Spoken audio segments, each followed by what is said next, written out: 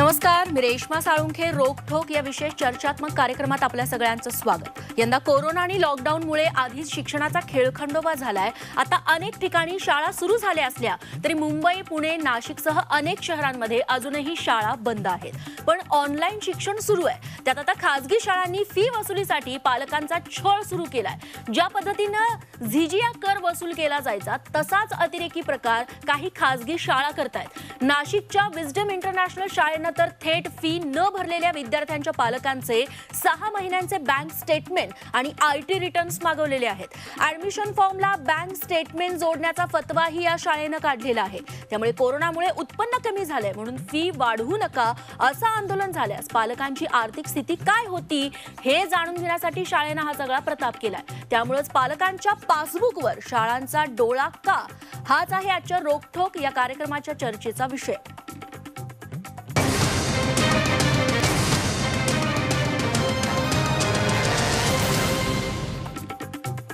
तेव्हा या विषयावरती आपल्याला सविस्तर चर्चा करायचीच आहे. मात्र नाशिकच्या एका खासगी शाळेनं नेमका काय फतवा काढलाय पाहूयात त्या संदर्भातला हा सविस्तर रिपोर्ट.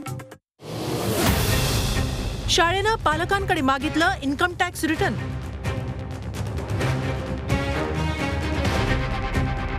ऍडमिशन फॉर्मला बँक स्टेटमेंट जोडण्याचा फतवा.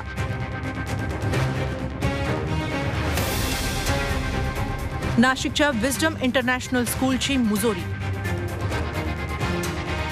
नाशिकच्या आनंदवल्ली परिसरातल्या विस्डम इंटरनॅशनल स्कूलचा हा ऍडमिशनचा फॉर्म पहा. या फॉर्मवर पालकांकडून चक्क इन्कम टॅक्स रिटर्न आणि बँक स्टेटमेंटची कॉपी मागितली आहे. कोरोनामुळे उत्पन्न कमी झालंय म्हणून फी वाढवू नका असं आंदोलन झाल्यास पालकांची आर्थिक स्थिती काय होती हे जाणून घेण्यासाठी शाळेनं हे प्रताप केले. पालकांनी शाळेच्या या मुजोरीबाबत नाराजी व्यक्त केली आहे. विद्यार्थ्यांच्या ऍडमिशनची काळजी असल्यानं अनेक पालक पुढे येऊन बोलायला तयार नाहीत. वडिलांचं, आईचं इन्कम टॅक्स रिटर्न मागणे किंवा त्यांचे बँकेचे स्टेटमेंट मागणे हे कुठेतरी शाळेच्या कुठल्याही गोष्टीला म्हणजे योग्य पर्याय वाटत नाही मला. याच्यातनं कुठेतरी वेगळं काहीतरी सिच्युएशन निर्माण होईल किंवा काहीतरी वेगळ्याच गोष्टी निर्माण होतील. त्यामुळे जरा थोडंसं या गोष्टीचा विचार करावा शाळेने. या संदर्भात झी 24 तासनं विस्डम हायस्कूलच्या प्राचार्य आणि मुख्याधिकाऱ्यांशी संपर्क साधण्याचा प्रयत्न केला, पण ते बाहेरगावी असल्याचं सांगण्यात आलं. बँक स्टेटमेंट आणि इन्कम टॅक्स रिटर्न मागणं बेकायदा असल्याचं शिक्षण उपसंचालकांनी म्हटलंय. मुख्याध्यापक अथवा संस्थेने त्या पालकांकडे त्यांचं बॅलन्स शीट, त्यांचं पगारपत्रक वगैरे कुठल्याही गोष्टीची मागणी करण्यात येऊ नये ही सक्त सूचना आपण त्यांना देतोय आणि दिली पण आहे. त्यांचं शुल्क कमी करणे, माफ करणे किंवा टप्प्याटप्प्यात स्वीकारणे या तिन्ही गोष्टीने संस्थेने, शाळेने माणुसकीच्या भावनेतनं, सामाजिक दातृत्वाच्या भावनेतनं तिथे त्या ठिकाणी नियोजन करायचं. मनमानी फी वाढवली तरी पालकांनी फी भरावी यासाठी शाळांचं हे दबाव तंत्र आहे. याचाच भाग म्हणून बँक स्टेटमेंट आणि इन्कम टॅक्स रिटर्न मागण्यात आलंय. पालकांच्या उत्पन्नाची कुंडली मागणाऱ्या शाळांच्याच कमाईची मोजदाद व्हावी अशी मागणी आता पालक करू लागलेत. योगेश खरेंसह ब्युरो रिपोर्ट, झी 24 तास, नाशिक. तेव्हा पालकांच्या पासबुकवरती शाळेचा डोळा नेमका काय आहे, का आहे हेच आपण जाणून घेणार आहोत. आणि याबद्दल चर्चा करण्यासाठी अनेक मान्यवर आपल्यासोबत जोडले गेलेले आहेत. आपल्यासोबत आहेत इंग्रजी माध्यम नाशिक पालक संघटनेचे निलेश साळुंखे, त्यासोबतच झी 24 तासचे प्रतिनिधी नाशिकचे योगेश खरे देखील आपल्याला इतर माहिती देतील. सोबतच मुंबई मुख्याध्यापक संघटनेचे सचिव प्रशांत रेड्डीज आपल्यासोबत जोडले गेलेले आहेत. आणि त्यासोबतच या सगळ्यांवरती उत्तर देण्यासाठी राज्य सरकारकडून काय उपाययोजना केल्या जातील हे सांगण्यासाठी थोड्याच वेळात शिक्षण राज्यमंत्री बच्चू कडू देखील आपल्यासोबत जोडले जातील. सुरुवातीला मी निलेश साळुंखे यांच्याकडे जाते. साळुंखे सर, आपण नाशिकमधल्या एका शाळेत काय प्रकार घडलाय, काय फतवा काढलाय ते बघितलं. नाशिकमधल्या इतर शाळांची परिस्थिती काय आहे, कशा पद्धतीने त्यांची मनमानी सुरू आहे आणि पालकांची कशी त्यामुळे अडचण होतीये?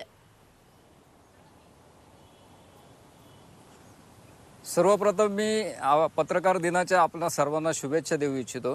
धन्यवाद. आणि या विस्डम शाळेसंदर्भात 4 तारखेला आमच्या कानावर ही गोष्ट आली आणि त्या अनुषंगाने आम्ही माननीय जिल्हाधिकारी यांना भेटायला गेलो.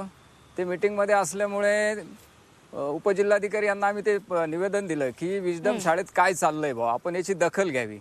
तर त्यांनी ते सांगितलं आम्ही याच्यावर कारवाई करू. त्यानंतर आम्ही उपसंचालक नितीन उपसने यांच्याकडे गेलो. त्यांना हे सगळं कथन केलं की ह्या शाळेने पालकांचं विवरणपत्र मागितलंय, त्यांचे बँक स्टेटमेंट मागितले आणि आम्ही गेल्या 4 महिन्यापासून तुमच्याकडे ह्या शाळेसंदर्भात माननीय राज्यमंत्री बच्चू कडू यांनी ऑडिट करण्याचे आणि या शाळेचे तपासणी करण्याचे आदेश दिलेले असताना माननीय शिक्षण अधिकारी प्राथमिक राजू म्हस्कर यांनी ऑफिसमध्ये बसून चौकशी केली. म्हणजे एकीकडं ह्या ठिकाणी शंका निर्माण होते की शिक्षण अधिकारी शाळेत जाऊन तपासणी करत नाही, त्यांचे ऑडिट करायला पाहिजे, 7-7 वर्षाचे ऑडिट करायला पाहिजे. या शाळांनी पालकांची लूट करून किती नफेखोरी केली, किती पैसा जमवलाय हे करण्याच्या ऐवजी एकीकडे 4 तारखेपासून शाळा सुरू केल्या, ऑनलाईन शिक्षण बंद करायचं आणि शाळेच्या माध्यमातून पालकांकडनं फी कशी वसूल होईल या माध्यमातून यांनी पालकांचे विवरणपत्र मागितले, यांचे बँक स्टेटमेंट मागितले. म्हणजे आता आमचं काय यांना घरदार विकून द्यायचं का? आमच्याकडे जेवढी संपत्ती आहे, जे काय आम्ही दोन रुपये करून जमा केलेले आहे, म्हणजे या शाळांनाच भरायचे का? आमचं काही दुसरं वैभव नाही का? आमचं दुसरं काही आयुष्य नाही का? एकीकडे कोरोना महामारीमुळे आम्ही कसं तरी बेजार झालेलो आहे, 6-6, 7-7 महिने घरात बसलोय, अजूनही व्यवसाय किंवा नोकरी पूर्व पदावर येत नाहीये. काही ठिकाणी तर पालकांना अर्धे पगार मिळत आहे, काही ठिकाणी तर पालकांचे उद्योगधंदे अजूनही पूर्व पदावर नाही. आणि एकीकडे या विस्डम शाळेने ही मुजोरी चालवली आहे, पालकांचे विवरणपत्र मागताय.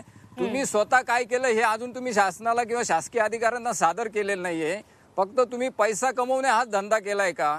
धर्मदाय विभागाकडे तुम्ही सेवाभाव, समाजकार्य, समाज प्रबोधनच्या नावाखाली संस्था रजिस्ट्रेशन केले आहे.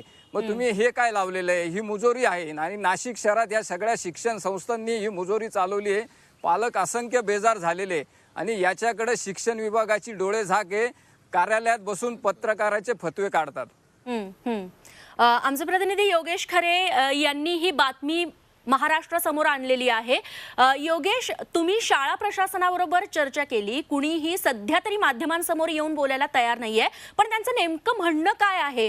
का अशा पद्धतीने त्यांनी हा फतवा काढलाय?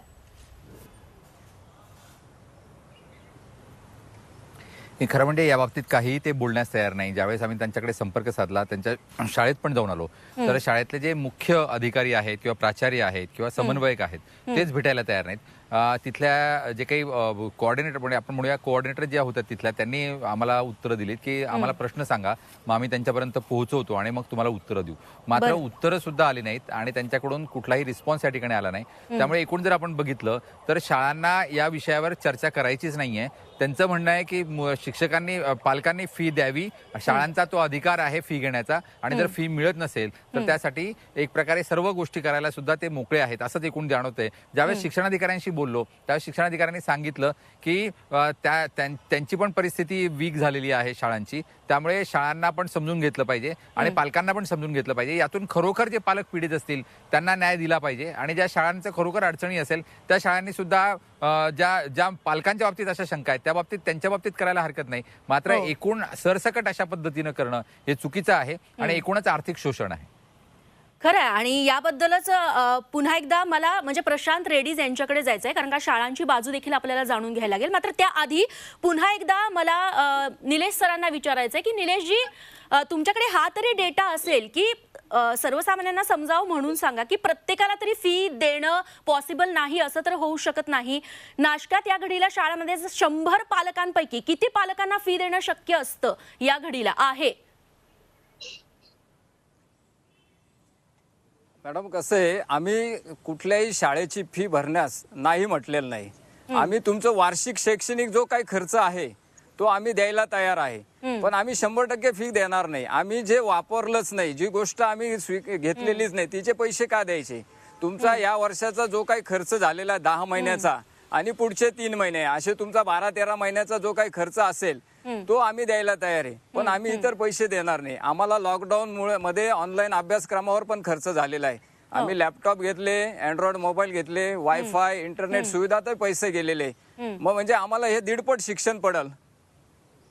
म्हणजे आमचं हे नुकसानच आहे. मग आमचं शाळांना, संस्थांना हेच गेल्या काही 3-4 महिन्यापासून हीच मागणी आहे. निलेशजी, तुमची मागणी आहे ती आपण थेट शिक्षण राज्यमंत्र्यांपर्यंत पोहोचवूयात. बच्चू कडू आपल्यासोबत आता जोडले गेलेले आहेत. बच्चू कडू सर, तुम्हाला थोडक्यात पार्श्वभूमी सांगते. आज अशी बातमी समोर आली आहे की नाशिकच्या विस्डम इंटरनॅशनल या शाळेनं फी वसुली करण्यासाठी आता थेट ज्या विद्यार्थ्यांच्या पालकांनी फी भरलेली नाही त्यांचे बँक स्टेटमेंट 6 महिन्यांचे मागितलेले आहेत। सोबतच ऍडमिशन फॉर्म सोबत त्यांना IT रिटर्न्स आणि बँक स्टेटमेंटचे डिटेल्स जोडावे लागणार आहेत। अशा पद्धतीने शाळांची मनमानी सुरू आहे फी वसूल करण्यासाठी। यावरती शिक्षण विभागाकडून काय कारवाई होणार आहे?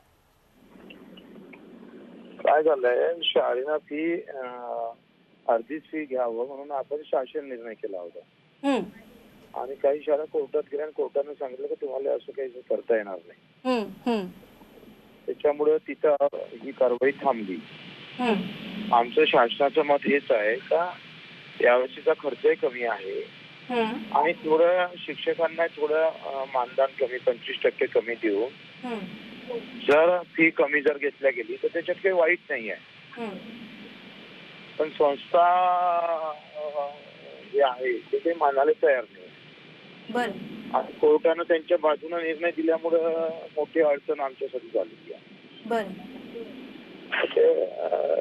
या अशा अडचणीमुळे कोर्टानं हा त्याच्यात आम्ही कोर्टाने निर्णय दिल्यानंतर आम्हाला पुन्हा वरच्या कोर्टात जाणं आवश्यक होतं। ते दिल्लीमध्ये जा पुन्हा हे करा तेपर्यंत ह्या वर्ष निघून जाईल। त्या मोठ्या अडचणी आहे तर आमची सरकारची मानसिकता तेच आहे का पण सर या ठिकाणी असं आहे की आता नाशिकच्या या शाळेबद्दल बोलायचं झालं तर थेट पालकांची बँक स्टेटमेंट्स मागवली जातात, IT रिटर्न्स मागवली जातात। मुळात त्यांना असा अधिकार आहे का? आणि जर असं शाळा करत असतील आणि त्याचा कित्ता इतर शाळांनी गिरवला तर ते नक्कीच योग्य ठरणार नाही। मग अशा शाळांवरती कारवाई करणार का? आता कारवाई करायला कारवाई करताच येतं त्याच्यावर। पण काय झालंय, आता मला अनुभव आला, मी खूप याच्या बाबतीत शिक्षण फी त्या बाबतीत सातत्यानं काम करत आहोत। अर्ध्या अधिक शाळा आम्हाला आमच्या शिक्षण अधिकाऱ्याला दप्तर दाखवत नाही, माहिती देत नाही आणि माहिती मागितली लगेच ते शाळा कोर्टात जातं, कोर्ट त्याला स्थगिती देतं। काय करावं समजत नाही, म्हणजे आम्ही तर हात टेकल्यासारखी व्यवस्था झाली आहे। आपण साधी चौकशी लावली तर वरतून लगेच कोर्टात ते जातात, कोर्ट त्याला स्थगिती देतं। तर कारवाई करावं का नाही करावं हाच प्रश्न आहे आणि स्पष्ट कायद्यात अजून उल्लेख नाही। नव्यानं कायदे दुरुस्ती करणं आवश्यक आहे, ते आता आम्ही कॅबिनेट समोर ठेवणार आहोत, सभागृहासमोर जाऊ काही दुरुस्ती आवश्यक आहे। पण बच्चू कडू सर, हा बोला बोला। त्यांना जे विषय कसा आहे का काल परवा शाळेत यूज दिला नाही शिक्षण अधिकाऱ्याला, काही शाळेमध्ये यूज दिला तर माहितीच दिली नाही। मग आमचं प्रशासनचं अधिकारी वर्ग तर एवढं ते काही अंगावर घेऊन काही करायची माहितीच नाही अधिकाऱ्यामध्ये, ते मोठी अडचणी आहे। म्हणजे सवय एवढी बेकार पाडलेली आहे का जसं आहे चालू आहे तसं चालू ठेवा। ते एक दिवस पुन्हा आता मी CM साहेबांना आमच्या कॅबिनेट मंत्र्यांना सुद्धा म्हणजे निवेदन देतो। या बाबतीत आपल्याला कायदा करणं दुरुस्त करणं आवश्यक आहे। CBSE बोर्ड असं इतर काही बोर्डाच्या शाळा आहे ते म्हणतात तुमचा आमचा काही संबंधच नाही आहे। म्हणजे एवढ्या गुंतागुंतीचं करून ठेवलं आणि अशा सगळ्या विचित्र मानसिकतेत आहे सध्या। पण बच्चू कडू सर, कायदा दुरुस्ती करणं वगैरे या सगळ्या प्रोसेसला खूप वेळ जाईल। मागच्या अनेक महिन्यांपासून अनेक पालक संघटना तुमच्यापर्यंत आलेल्या आहेत, 50-60 पेक्षा जास्त शाळांच्या तक्रारी घेऊन आलेल्या आहेत। आम्ही देखील त्या बातम्या दाखवल्या। कायदा दुरुस्ती होईल, मात्र या घडीला पालकांना दिलासा कसा मिळणार? तुम्हाला सांगितलं आम्ही, तुम्हाला एक लक्षात ठेवा का आम्ही चौकशी लावली, नोटीस दिली तर कोर्टात जातो। काय करायचं तुम्ही सांगा? मग जिल्हावार खासगी शाळांचं ऑडिट करता येऊच शकत नाही? केलं ना आपण, 15 शाळेचं ऑडिट नागपूरचं केलं, 4 शाळेचं ऑडिट आम्ही पुण्याचं करतो आहे, मुंबईचं करतोय, नाशिकचं पण करतो आहे। पण ऑडिट करायला माहितीच देत नाही शाळा आणि त्यांना माहिती त्या बेसवर कोर्टात जातात।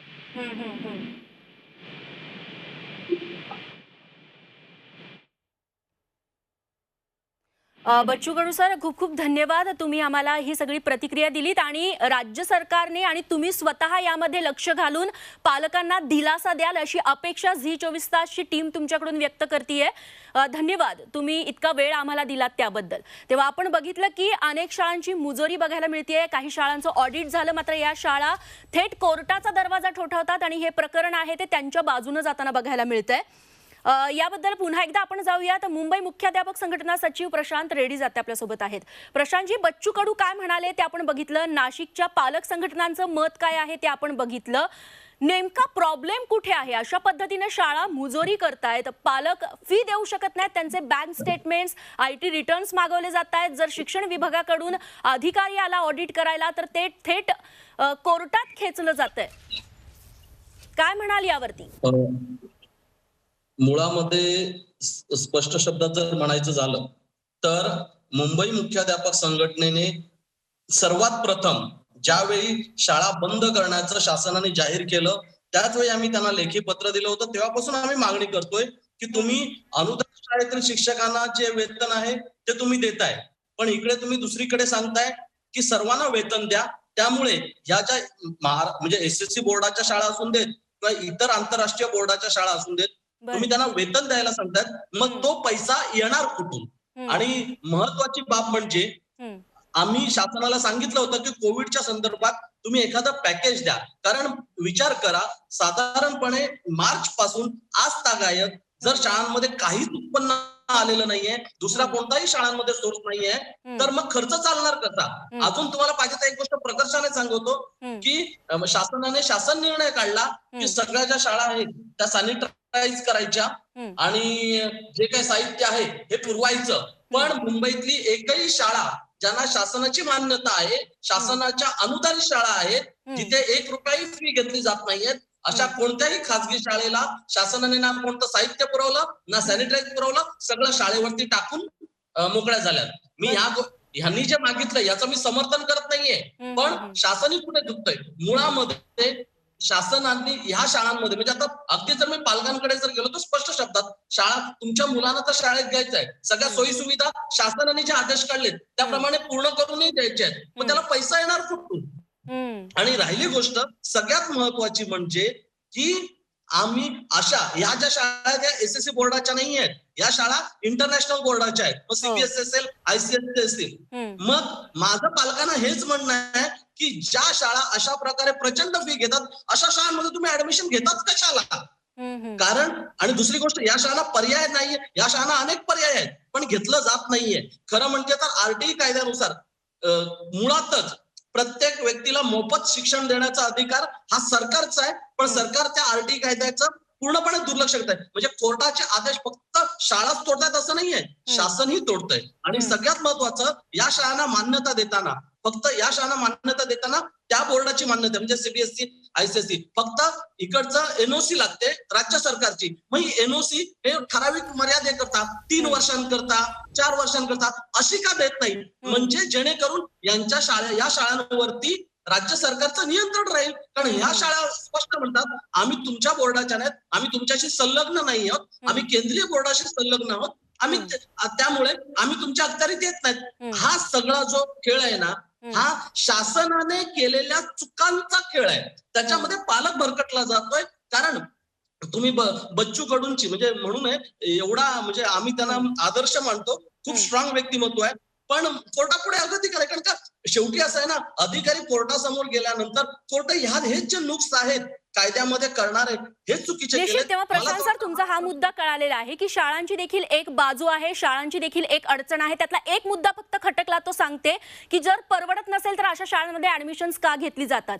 आपला मुलगा हा मोठा व्हावा, त्यानं कर्तृत्व करावं, ह्याच्यासाठी खिसा बघून कुणी शाळा निवडत नाही. प्रत्येकाला वाटतं की आपल्या मुलांना देखील उच्च शिक्षण घ्यावं आणि म्हणून त्या अशा शाळांकडे, ज्या मोठमोठ्या शाळा आहेत तिथे पालक वळतात. अशाच एका पालकाकडे मी जातीये. सुषमा गोराणे आपल्यासोबत जोडल्या गेलेल्या आहेत मुंबईतून. त्यांची स्टोरी थोडक्यात अशी आहे की फी परवडत नाही म्हणून त्यांना शाळा बदलावी लागलेली आहे. त्यांचा काय अनुभव आहे आपण त्यांच्याच तोंडून जाणून घेऊयात. सुषमाजी बोला. बोला. नमस्कार. पहिले तर मी आधी झी 24 तासचे आभार मानते की त्यांनी आम्हाला हा चान्स दिलेला आहे. जे शाळांची नफेखोरी सध्या खूप वाढलेली आहे, शाळांची मुजोरी जी वाढलेली आहे, नाशिकमधून म्हणा, ऑल महाराष्ट्रातनं म्हणा, त्यासाठी मी रेश्मा साळुंखे, योगेश खरे यांचे धन्यवाद मानते. आणि दुसरी गोष्ट म्हणजे माझा अनुभव बघता असा आहे की मी ज्या 2015मध्ये शाळेच्या फी म्हणजे ज्या वेळेला शाळेने आमची विस्डम इंटरनॅशनल स्कूलने 26% फी वाढ जी केली होती त्यावेळेला मी आवाज उठवला होता. त्या शाळेमध्ये PTA आधी नव्हतं. 2017 मी पॅरेंट्स होती, त्या शाळेत PTA नव्हतं. तर त्यावेळेला आवाज उठवल्यामुळे माझ्या मुलाला टार्गेट केलं गेलं होतं. तर माझ्या मुलाला त्यांनी मेंटली हॅरेसमेंट खूप केली होती, फिजिकली पण खूप केली होती.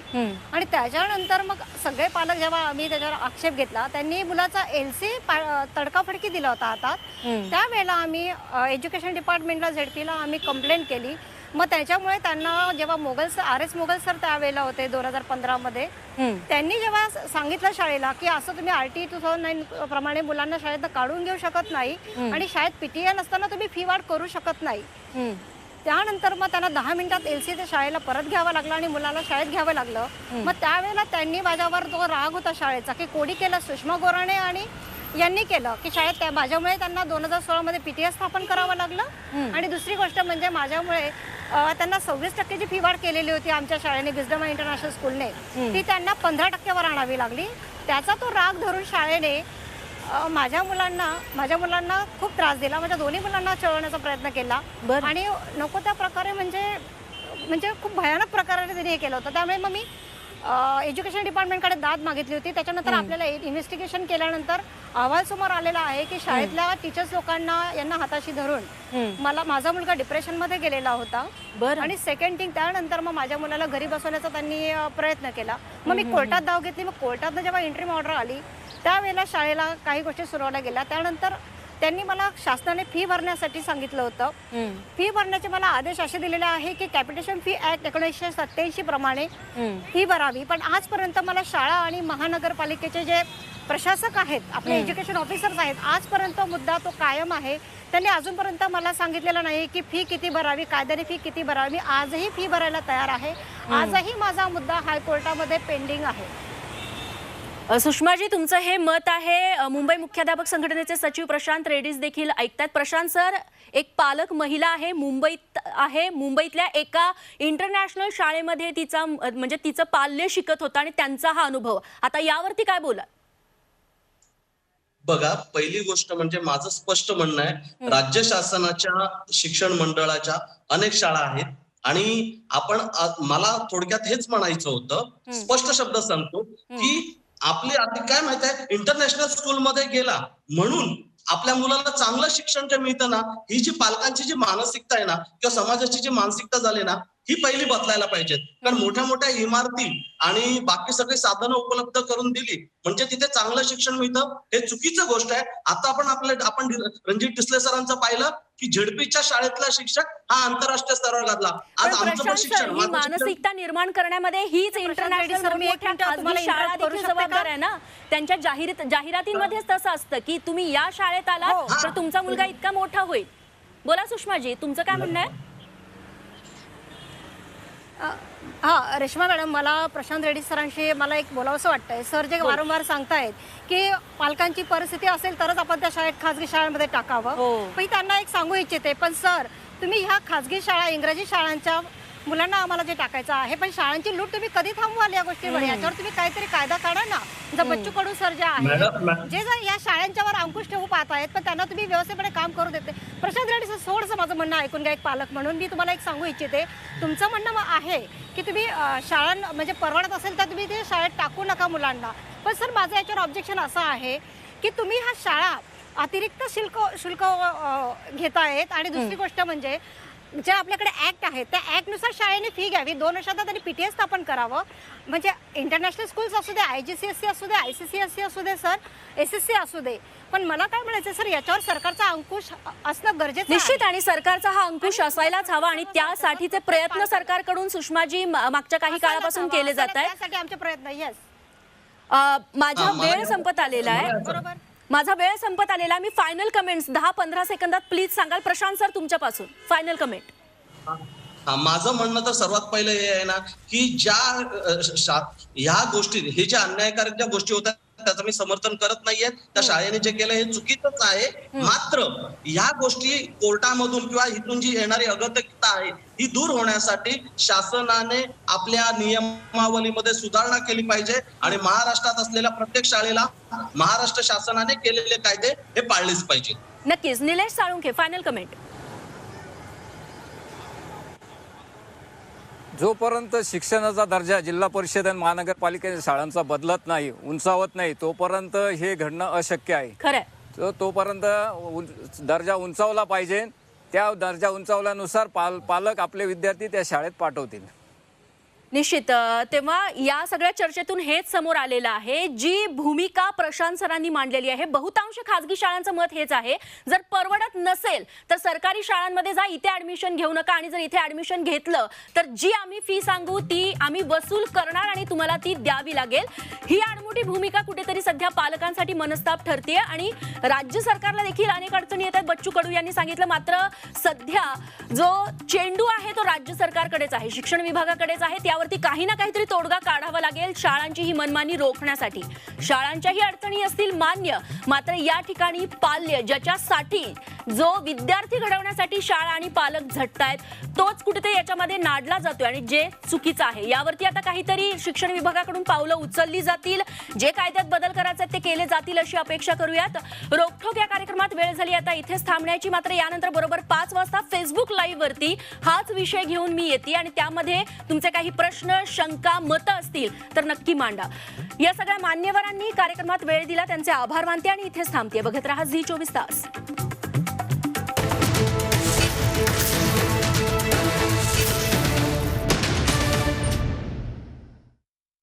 छत्रपतींचा विचार म्हणजे